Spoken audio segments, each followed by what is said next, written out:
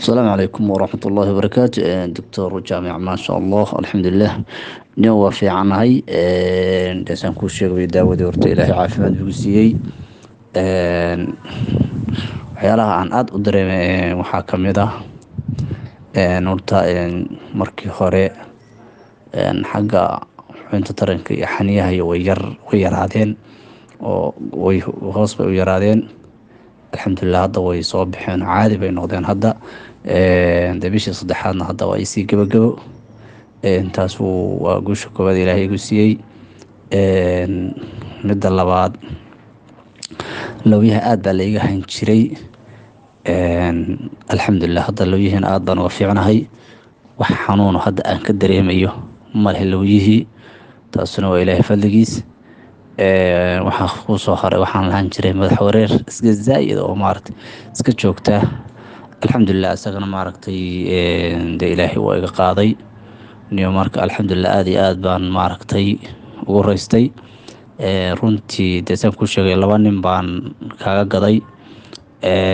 labadii ninba waan waraystay. marka nin wuxuu yidhi adigu hadda asna 3 bilood buu marayaa, anigu 6 bilood waan keenayaa buu yidhi haddii ilaahay yiraahdo. kaasu aad buu maaragtay uga mahad sheegtay. wuxuuna ahaa dee nin maaragtay wax badan dhir iyo geeda iyo dhakhaatiir kuwan wax kasta isku soo dayay, oo marka wixii kaloo dhan hadda wuu qubay, halka unbuu saaran yahay. ninkii kale asaga laftiisu bishii koowaad baan wareysanay warka waran, bishii labaad ma wareysan. niyo marka wuxuu yidhi dee 2 xaniyood way kala dheeraayeen. marka xanuunka galaha baan hayay. marka wuxuu yidhi aad baan u fiicnay alxamdulilah. xaniyihina way soo noqdeen. dee asagu bishii koowaad buuba ku mahad sheegtay asagu. dee bishii labaadna wuu dalbaday. marka tii labaad baa hadda uu ku maqan yahay. marka niyahow alxamdulilah dee kolley dee waxay u baahan tahay bohoshu dadku inuu qofku fahmo unbaa muhiima.